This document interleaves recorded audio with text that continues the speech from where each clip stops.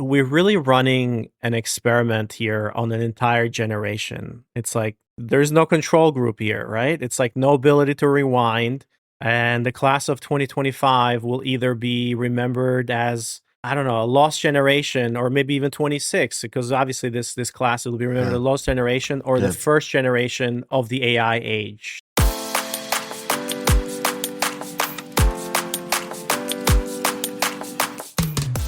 Hello, and welcome to Generation AI, where we demystify artificial intelligence in the world of higher education. I'm your host, Ardis, Kadiu, and with me today is my insightful co-host, JC Bonilla. Hey, JC, how's it going? Hi, everybody. Happy Sunday, recording on a weekend, and I'm doing really, really good. I'm excited to be with you as always, talking all things AI and just basically trying to peel these exciting timelines, product recaps, but today is slightly different. Today is slightly human, right? Is that the plan for today? Slightly human?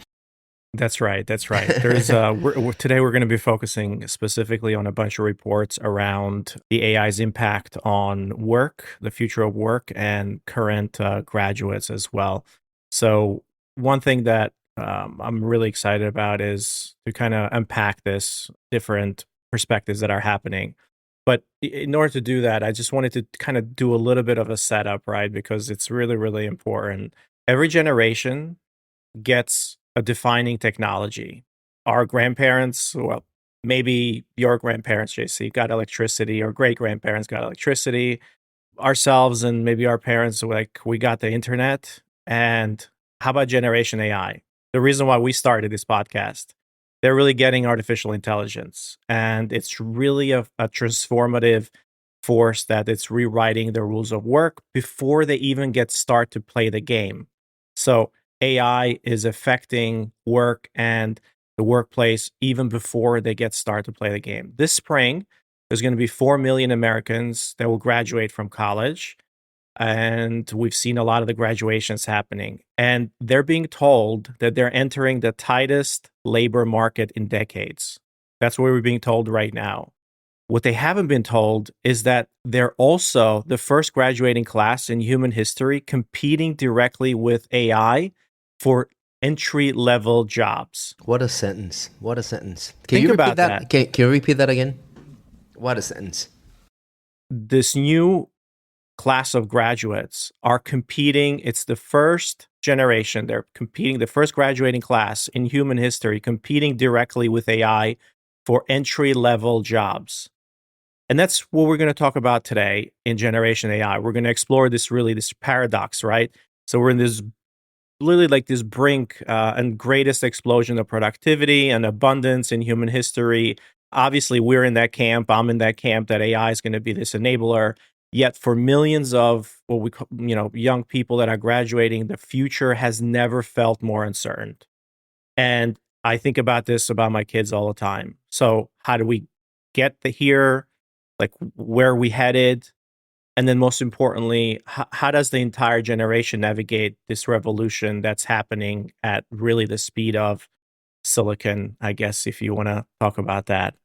Well, that actually breaks a few paradigms on Moore's law. But look, it's a powerful setup. Thanks for basically making it super catchy, and I must pay attention to this one as we unpack. And for our listeners, as you know, Ardis and I, if you listen to our podcast, you know that what we're here to tell you is this is really, really exciting. But the reality, and if you were to call it tough love, right, it's that these shifts in the talent market, in a way, are necessary. So preparedness, anticipation, and reality is kind of where we're coming from, right? And probably our angle, it's going to be a lot on this entry class, if you were to call it, on the talent pool.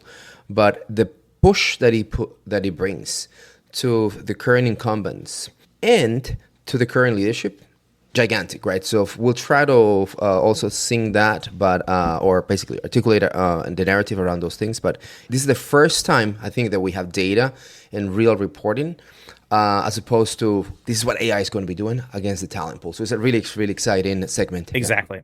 We're going to focus on a couple of different reports. The first one is from CBS News Money Watch May 2025 report. on graduates and kind of the numbers there. And then we're going to take a look at the SignalFire report, which focuses on technology, the state of talent report 2025, focusing on the AI. And then we're going to also talk a little bit more about some of the essentially the comments and the projections that futurists and leaders of this AI labs are making in the market. For example, Dario Amodei, which is the CEO of Anthropic, warning that there's going to be a 20% unemployment rate in the next few years happening here. So we're gonna talk a little bit about all of those things, and we're gonna kind of have a few different segments in here, and bring in some other voices as well as we try to digest that. But let's start with the number one. Let's kind of start with what actually is happening on the ground. And according to CBS News, they're seeing something unprecedented. College graduate, traditionally the most employable demographic, are now facing higher unemployment than the general population. So unemployment among 22 to 27-year-olds has hit 6%, exceeding the national average for the first time in 45 years. I believe it's about 2 points exceeding the national average, right? So what this means, right, is that as you segregate the cohorts, right, it's a cohort that it's basically being more disfavored on this employment. So, and it's real, right? When you have a 2% gap, this is a real number on a base of about 4.5 or so, right? And where this comes into play is that this kids is basically like everybody's been told you go to college, you get a job, and you get a good job, and that kind of contract is flipped on his head now a little bit, and we're seeing essentially these job postings requiring 3 to 5 years experience for level entry positions, and really creating this impossible situation, or maybe a catch-22. And when you think about it, also the debt trap is there as well. So the average student loan about 37,000, and then there's really fewer paths to employment that can service it. So you can't really take jobs that are paying the minimum wage, or essentially you're going to college like that. That's an impossibility for you to take those service jobs. So what's happening is that there is a recommendation that or an expectation from college grads that, hey, I need a white collar job, but those white collar jobs entry level white collar jobs are just not there, and that's why you're seeing this 6% or higher than usual kind of this gap. Yeah. And traditionally, this is not the case, right? So again, let's go back to the number. If our employment rate is 4.2, we're saying that for every 10 Americans, for every 100 Americans, 4 of them do not have an actual job. But if you are in that demographic, 26 to 27, fresh graduate, that makes 6 of you. And as you paint the picture, right, these 6 are also coming in with probably unexpected, higher than average debt, making it really, really a tough situation. And why is this a shock reality? Is that, as I mentioned, it hasn't happened before, but it breaks this notion of 45 years. It hasn't happened in 45 years. It breaks the notion that go to college, go to a good college, put in your time, and you're gonna come out okay.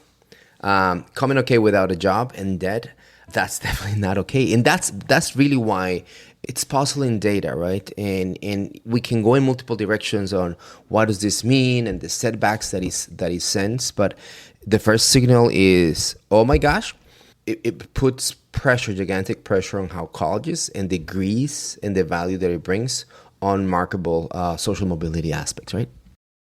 Yeah. So the rise of this recent graduate unemployment rate, the report states that it's largely part of a mismatch between kind of oversupply of recent graduates in the fields where business demand has just waned out. So we have this back and forth. It's like, how do you build programs, and how do you look at market demand and then build programs and then recruit students to fit in those programs. So it just seems that AI and some of these jobs, or the demand in these different fields, is waning down, and the folks aren't just, or colleges and the degree programs and so on and so forth are just not adopting fast enough. And we're seeing that acceleration of that waning down even further. So, as JC, if the CBS report kind of shows us the problem and what's happening here, we look at the SignalFire report, and it really shows us the cause of that, right? And we're talking a little bit about AI. So, when we see inside tech companies, a dramatic restructuring is really underway. You're seeing, large companies like Microsoft laying off 6,000, people, and then they're posting record kind of profits. Google, Meta, Amazon, they're all freezing or eliminating entry level programming, while competing viciously for kind of this senior AI talent, right? So the productivity and really why this matters is that tech has historically been an engine of economic mobility. Basically, it's been the most coveted jobs have been in technology around white collar, right? So it used to be fine, depending on where you are, right? Finance and so on, but technology has been, or tech job has been the most coveted jobs. And then when you're seeing this, it's like that engine of economic mobility for smart, ambitious young people. When that engine stalls, it just doesn't affect just Silicon Valley, but it also affects college computer science program, right? Like every now kid is like, well, my son, we were watching, or no, we were watching an episode yesterday, and actually it was the All In podcast, and they were kind of discussing this a little bit, or I forget what else we were watching, but basically it was stating that what we're going to talk about Dario Amodei today, like his computer engineering jobs are not going to be around, and you're not going to be around in the next few years. And he's like, oh man, that sucks. And we just asked him, we're like, well, no, what do you mean? Like, he's like, well, that's what I wanted to do. Like, I wanted to do computer engineering, and I wanted to do, and we just went into a conversation around like what that means. But this idea that you tell kids is like, hey, computer science and computer engineering and learning how to code. And really every parent now wondering if their child's STEM degree will really matter. It kind of brings that into focus a little bit as well. Yeah. So from the Signal report, and I like your framing as if our CBS data suggests here's a problem with Signal. We start basically understanding how it connects and what's beneath that problem. This entry-level freeze has, for me, two important components. Traditionally, if you came out of college, I would say in a highly simple way, you had two paths, right? There's this classical big organization beat enterprise, call it the Fortune 500s. Just basically think about a good big organization, and they will take thousands of new college graduates and they'll put them into programs, and that coaching upward mobility will start in, and that will be hundreds of thousands. But at the same time, it had a cousin, and this is where the tech sector, specifically through the entrepreneurship, small startup, kind of starts doing things, and it hires hundreds of thousands, and it's in a really, really different experience. On one hand side, as an intern or as a new entry level, I am being coached and mentored against a program, versus on the other ones, highly exposure to risk and failures, right? And you get that acceleration. What is happening with this entry-level freeze is, right, all these kind of programs are frozen, right? For the notions that you just mentioned, right? So technology, should I get these hires? Should I just basically bring in AI to do it? But the second component is the geographical reshuffling that is happening, right, Ardis? That you start seeing that it's places like New York and San Francisco that you start kind of getting these AI hubs, and other places that traditionally would be doing really, really well, they're not. So also the talent market is moving, and proximity, right? Proximity matters as opposed to remote first. And I think that's another shuffle that is making then now more complicated for a college graduate, because it's about where I'm at geographically positioned. Going back to what I said before is I went to a fantastic school in the middle of nowhere. I was fine. Now, I went to a fantastic school near one of these talent hubs. It's interesting, right? Because the conversation is about proximity as well as it relates to remote. Why? Because of what AI in a way is empowering, right? Yeah. Well, I mean, what's really interesting, JC, is like that the way that I look at this, or when we think about that report, is folks are, as a company leader, right, and you're seeing it yourself, like the pressure on you is to how do we automate things, and how do we make things more more efficient, and how do we bring AI to kind of scale things. And it hasn't been ever before where you can take processes and you can learn anything essentially now, and you don't have to be an expert. Like you can AI can really, like, you don't have to go really deep into something. Like we've done that before. So now what really is valued is their ability to kind of work with these tools and to work with AI and to put that together. But we're looking for folks with experience, because it takes a long time to get them to actually use these tools effectively, and then also to amplify the work there. So everybody is kind of speeding towards that, and because that's just not there, the gap is getting bigger and bigger. So what you're saying essentially is like, hey, people who have experience are basically getting, even more on demand, and then but you can't get experience fast enough. So people who have a little experience are getting even more on demand. They're getting more experience and they're working on more crazy product and projects on AI, and then they're getting even more on demand, right? So it's like the gap is widening really, really fast. And that's where we're seeing it from a business perspective. So I don't know how that affects folks in terms of working in higher education, or sorry, in terms of kind of looking at a 4-year degree. I don't know. I mean, does the market just have an oversupply of degrees? And I don't know if the AI just it's exposing that inefficiency, right? We talked about that a couple episodes ago, where higher education is showing its cracks, so to speak, in terms of the learning of the product that they're putting out there. So now we're looking at it from a market perspective as well, and it seems like the market is kind of moving and reacting in that way as well. There's something that I think, and we also have to be fair, Ardis, before I drop my point. I just want to call this out, that this data that suggests new recent graduates are struggling more than average, it's part AI, part not, right? So there's other factors at play, right? So, correct. But yes. For the part AI, this is something that I'm going to join your statement with what I'm seeing on the data, right? What happens is when you expect entry-level employees to perform, there's an aspect of they need to learn, right? And they're not ready. And then you expect the more senior people to basically do that for them. So what the time compression the AI is bringing translates to the workplace as time to value. We spoke about that with Mike, how he thinks about in the classroom, now I don't have to give them 10 hours to do a project. They can do it in 1 hour. So does that mean 10 projects, right? So it's a really interesting viewpoint. In the workplace, you and I are managing teams, and we also put the sound pressure that you should be able to have this model faster. You should be able to do the data cleaning, the things that would take hours, and many times will be pinged to entry-level jobs to fail safe are being removed because AI is way faster at it. It still will fail. So what is happening is that the shift of the job, it's now taking these jobs, these functions, these roles from the entry level, and the generalist aspect that the entry level brought in kind of gets pushed. How is this matching the manager, and how is this basically now speaking to the person in college?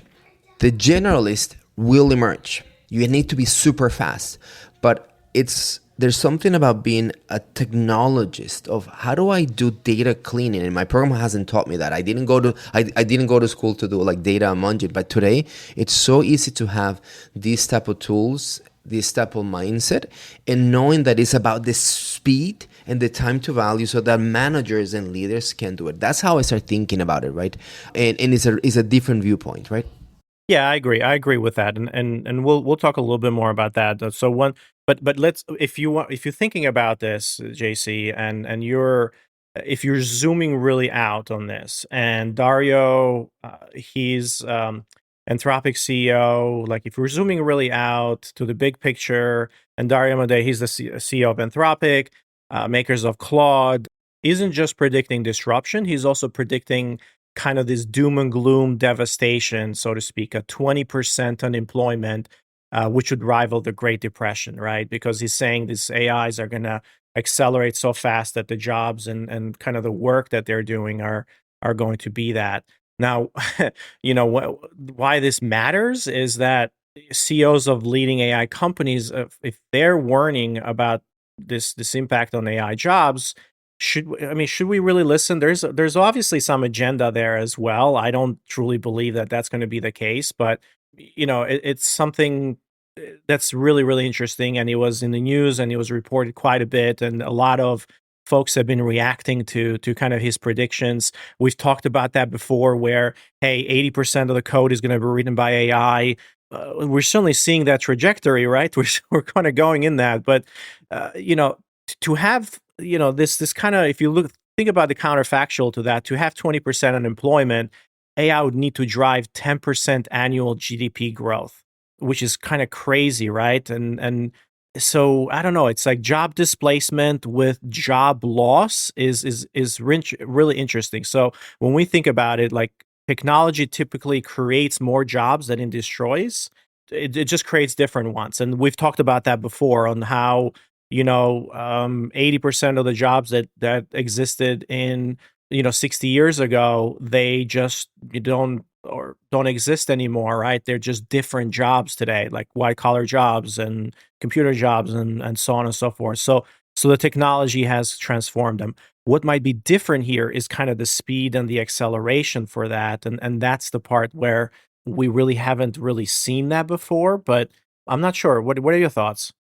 Dario Amodei, he speaks in hyperbole, right? His prior statement Yeah, of yeah. 90% of the code will be done by machines, right? If In 2 years, right, right, right, in yeah. 2 years. So we also need to take this at face value that as a leader, he's doing a great play to also bring attention to what his core intent is. My company is AI and and as a frontier lab, he needs to make these statements. Having said that, somewhere between what he's saying, right, and today, that's the truth, right? Is it 15%? Is it 12%? And how much of that, the translation to that into GDP, real? So I guess my first take is somewhere in between, right? The second take is there's a world that we don't know that AI drives. And this is the behavioral aspect that we humans, we're just the best at adapting.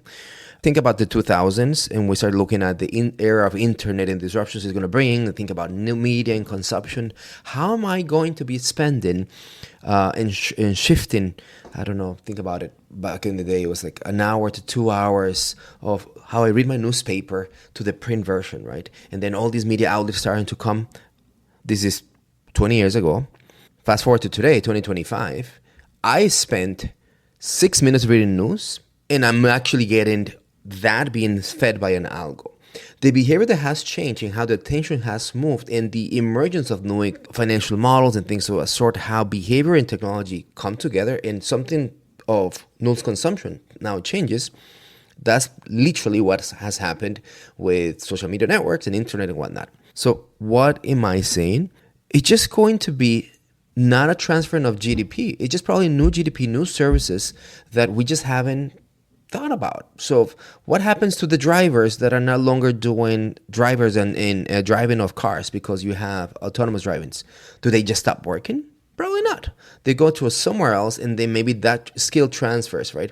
What happens to these cars that now are doing, basically driving passengers by themselves, right? And then also you start thinking, between stops, they can be doing something else, and they become the new logistical plane and things of that sort. All I'm saying is the world as we know it will change. AI will be a driver, and the disruption on the workplace is not as dramatic because there's an aspect of evolution that you and I don't know. And that's actually where I'm the most excited about, right? I'm most excited about the picture that nobody knows, that in 3 to 5 years, we'll start seeing like, oh, this is where this is going, right? Does that make sense? Yeah, it does. It does make sense. And look, I mean, to kind of understand kind of where we're heading, JC, we do a lot of listening to a lot of different influential voices out there and people that are actually building technology and are funding all of these companies. And there's a couple of people that are on the All In podcast that, that's one of the ones that kind of talked a little bit about this topic recently. Some of the feedback from that podcast, or like what I've kind of picked out from there, is a few things, right? Like, and you should probably listen to their latest episode, which is pretty good and goes back and forth around this. But what he kind of highlighted is, think about it this way: new grads. So Chamath, which is their ex person at Facebook, he funds a lot of companies and so on and so forth.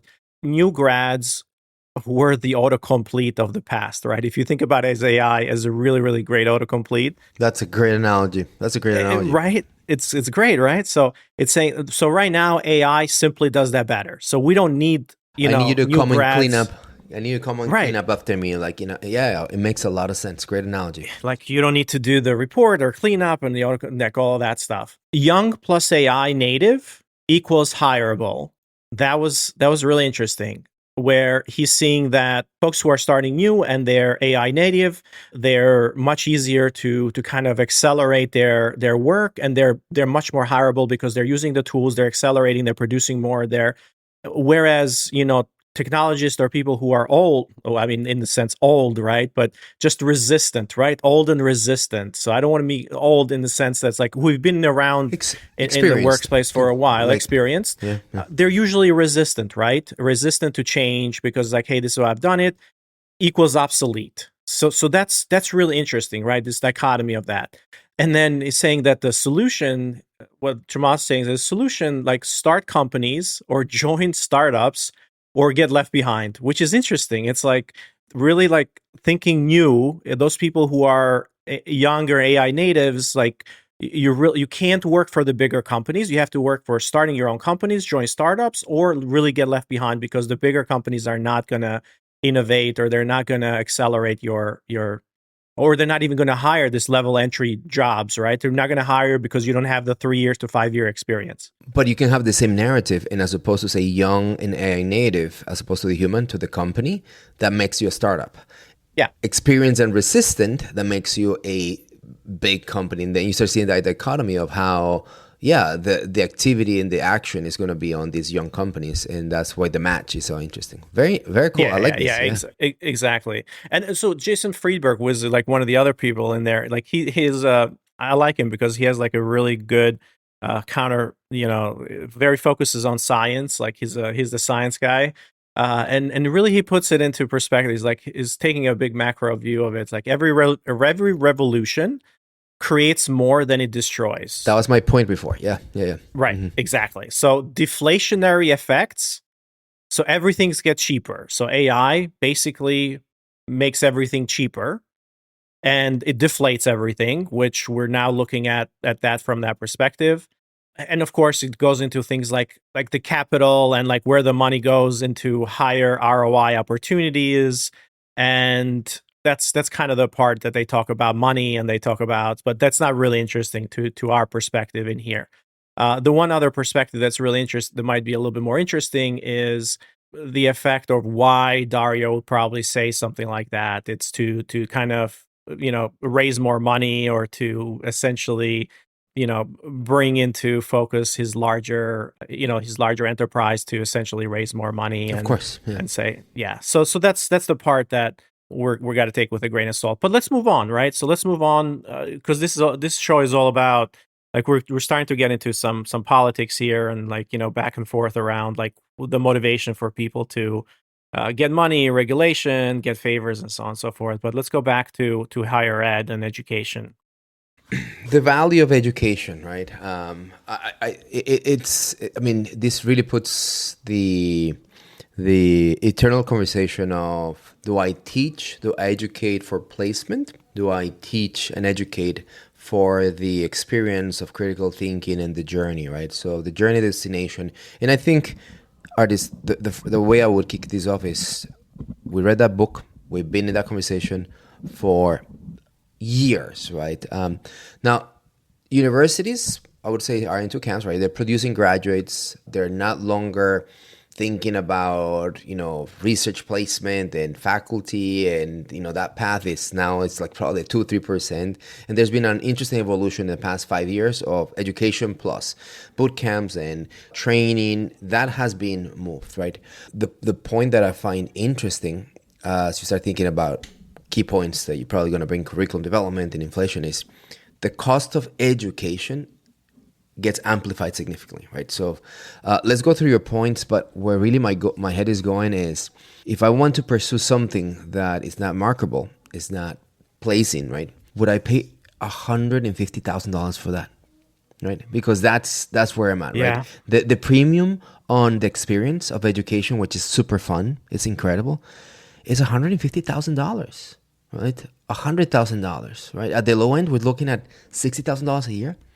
Yeah, I mean, we're like, look, we're both kind of products of that education, where education is the great equalizer, right? It's supposed to be that great equalizer, but for a lot of folks, as you enter this new job market and this accelerated job market, it really becomes a trap, right? Expensive, outdated, and sometimes disconnected from kind of the economic reality that we're faced, and it can sometimes accelerate inequality rather than solving it. So I don't have an answer for that, JC. But the counterfactual to that, or you can look at it the other way around and say, hey, perhaps this forces a beneficial reset. And a lot of folks out there that are basically talking about the great reset in higher education and education, and it's like, well, what is that supposed to be? Maybe we'll finally see education that's the kind of responsive, affordable, and aligned with actual market needs. Is that going to happen really fast? I don't think that's going to happen. Like it's going to cause a lot of destruction in kind of its path. And yes, there's going to be really great models that are going to pop out of it, but creative destruction, it's not always comfortable, right? This whole idea. And in higher education, like we kind of have always the mentality of, hey, this is the way we've done it before. We've been around for dozens of years or hundreds of years in some institutions. Like, we're always going to be here. So this idea that something can really just not be around next fall, or your class will just not be there, or your class is not getting what they need, or employability of your programs, it's really going to have a big impact on that. And I don't know. My counterfactual, right? And as we look at the signals, right? We know the curriculum is being changing, and AI is putting a lot of pressure, right? We've been talking about this credential inflation. A master's is no longer what a master's is, and the whole alternative paths of boot camps and certificates has been putting a lot of pressure. Universities' response, we know, is slow, but they're reacting. So how do I put it all together as a counterfactual? I believe the university is they're slow in response, but they adapt. And the adoption, it's going to put one of the skills that universities do really well, and I'm not talking about alternative paths like boot camps, universities do really well, which is critical thinking. I find today that if you know the tools, which are easy to get, learning AI is very easy. You no longer need a boot camp. You can literally just have AI teach you how to use AI. Is that type of deployment? But critical thinking, it's prime, because we see it that when you do something without being thoughtful and understanding how it connects the dots, you end up with nothing. Even though it's fast and it's AI powered, right? So Yeah. I like to say that universities may not be in the path of destruction, but there's something that gives them an opportunity to come out. I wonder what's going to happen with alternative paths, certificates, and boot camps, because they were niche to that kind of entry level, and this is where AI is doing wonders. And that's where I think the pressure is going to be the highest and the most intense in the coming months. I mean, it's some practical advice here. So, like, what's a new grad to do, right? Like, I don't think the successful ones aren't waiting around for the world to change back. Like, it's not changing back. It's really hard to put this genie in the bottle. Like, they have to change with it. And when you think about this, it's like, like, it's not just kind of, again, career advice. It's kind of a generational divide that's being created right now. So those who adopt early will thrive, and I believe that those who kind of cling to the old models will struggle. So if we look at it, like, what are the things here that we can make a practical AI? Double down on your basically digital nativeness and become AI native. That's the first thing, right? And I think that it's very easy for someone who has grown up with Discord groups playing video games to basically jump into a wagon of being AI native. Just double down on that, right? That means you use every tool, everything is automated, and you're literally trying to do it 10x, 15x. That's Yeah. how You have that's to how AI show them native is. 10x productivity, right? Exactly. All the time. Double down on your upbringing, if you will, right? Be AI native. Yeah. The one that's really dear and near to my heart is, look, skip the line, right? Just forget Excuse me. about the Fortune 500 or kind of the big Oh, guys or the consulting companies and all that. Target Series A, target startups, or really just start your own, because that's where the value is going to be created and that's where the capital is going to flow in that value generation. It's not the, hey, we're going to optimize this large companies to get more profitability, so I'm going to make a name for myself. You can see that jumping into those companies, that the bottom level is, or the bottom rings of that ladder is just completely disappearing. So it's much harder for you to get there. So just target smaller companies that are much more agile and they're much more eager to kind of, or just start your own. So that's one of my advices. yeah. This one is closer to me. This idea of control chaos, right? My career has been the one that I've moved between 3 and 5 years for the past 15 years, right? And what I found is that it puts a lot of growth in my side, vocabulary, experiences. I've had the privilege to work with you. I had the privilege to work with other CEOs, and you all are weird, awesome humans, Ardis, and I learned so much from you, but other people. So I know we've been talking about this. Other people have been talking about, you move around, but this is something that is, you embrace that control chaos, right? So job security is dead, right? It's about adaptability and no longer it's time bound, right? So think about what AI has done to us in terms of adaptability. You come to this podcast every week and we tell you everything that we told you is change, right? And it feels the same way. It feels the same way in the workplace. Right now, we're driving our teams crazy because you, as a leader, you come and say, we didn't get it perfect. This is how we're going to get it perfect, right? And then guess what? Every other company or category is doing the same thing, right? And then people are like, what do you mean? We've been working on this for the past 3 months, 6 months, a year, whatever. And they're like, yeah, next play. That's very, very hard. And I think AI in your educational experience should be grounded around what adaptability, and it's always about how exciting and the opportunity that it brings. Yeah. And one of the areas that, it's, if you're kind of looking and you're starting to think about like where, just find the gaps. And what that means is like look for human plus AI roles, not human versus AI. So human plus AI, right? That's the areas that are going to be really, really important. And so if something can be, replaced by AI, it can be done by AI, or a human does it better. So like writing, for example, it's like, so those are the areas that you got to start thinking about. Artist, can I insert something very practical for everyone, all of you interviewing, looking for human and AI roles in that sequence? How about your next or your last interview question, right? When I ask you have any questions, bring it forward. Hey, dear interviewer, how have you used AI lately to improve your life, right? How are you seeing AI benefiting your personal life? It's a Yeah. great conversation because what it tells you, these people get it, right? And the last thing I'll tell you, many things on finding the gap, many leaders who say that they use AI, they don't, right? And it's a good way to start thinking, oh, they get it. And if you are in this sequence that we fit, if you're AI native, if you embrace, you're built for adaptability and you find these gaps, those type of questions will tell you this is the right place for me to come and do my thing. Yeah, exactly. So, I mean, here's what keeps me out at night, JC, right? Which one is it today? We- Which one is it, Ardis? yeah, yeah.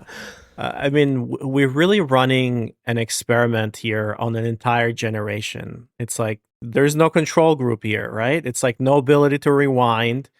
And the class of 2025 will either be remembered as, I don't know, a lost generation, or maybe even 26, because obviously this class will be remembered Yeah, a lost generation, or the yeah. first generation of the AI age. So I don't know. It really depends on what we do and how we think about this. And of course, this kind of a big statement, but it keeps me up at night because my kids are going to be moving to college in the next few years, and I'm starting to think like, what is that going to look like? What are they going to think about? People who are coming out of college today, like this, they're AI natives, maybe, but like, how are they going to fit in the workplace? It just keeps me up at night because it's moving really, really fast. From what you're saying, for students, the old path is closing, right? So forte new one. For educators, revolution or irrelevance. Fight against current, go with the current. You got to choose quickly, right? Policymakers, you got to balance the protection with progress or you lose both, right? And for everybody else, this is just basically, this isn't someone else's problem, right? We're in the center of it. And as you mentioned, no control groups, meaning this is the challenge that we have as we belong to this incredible experiment. So yeah. I feel we need to end with something positive here, though.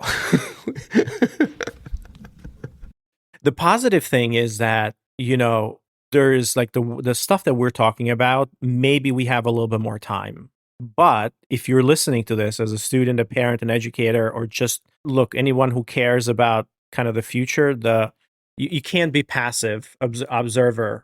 Right. The passive observation has gone away. If you're a leader and you're going through a digital transformation or AI transformation, if you're thinking about, you can't be a passive observer. You have to act now. You have to, begin, and then because you're behind, right? The future of work is really being written now. And everyone has the role in kind of writing that. And that's the way I think about it, from the educators that are in the classroom to university presidents who are kind of bringing AI to their universities so they can be more productive, to improving the student experience, to the programs they're designing for students, to the company leaders who are employing this new team members, to the managers who are kind of guiding them, to parents who are driving their students on what degrees do they want, to the actual graduates. It's like, come on, you have to, kind of participate in this. And the last soundbite, I mean, I don't want to bring us down, but a little bit, but last year we had an episode where we said, AI is not going to take your job. Someone who's using AI is going to take your job. I don't know if that's true anymore, man. I mean, I'm pretty sure that's like we've crossed that chasm today. So we're saying we're loud and clear saying that it's happening today. So yeah, prepared. But more importantly, we're prepared and we have the upper hand on this one. We can make it happen. So here's my I don't know if it's positive or not, but here's my final thought. Industrial revolution, digital transformation, the internet era. And I can come and give you 7 other examples of how a revolution has taken place in the workplace. Technology revolution, yeah. Sure, right. We're in the midst of one. So know that this is happening and be part of this chapter that we will read 5 years from now, 10 years from now, how it changed. Just the way the industrial revolution or the technology revolution or the internet revolution, whatever you want to call it, change lives in the workplace today. We're in the middle of it. Jump in and help write it. That's really, I guess, my message and what I take from all these type of things. So, all right. Well, I think we ended on a positive note. It's or maybe caused a lot of anxiety for sure. But there you go.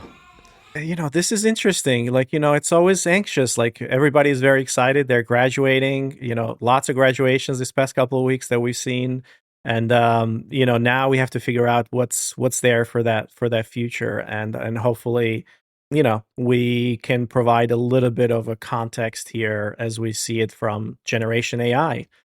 With that, Ardis, thanks for driving, and it's been a pleasure. All right, till next time, everybody.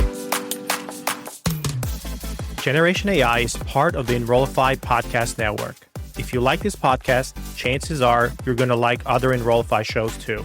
Our podcast network is growing weekly, and we've got a wide range of marketing, enrollment, and higher ed technology shows that are jam-packed with stories, ideas, and frameworks, all designed to empower you to be a better higher ed professional. Enrollify is made possible by Element 451, the next generation AI student engagement platform that's helping institutions all over the country create meaningful, personalized, and engaging connections with their prospects and students. Learn more at element451.com.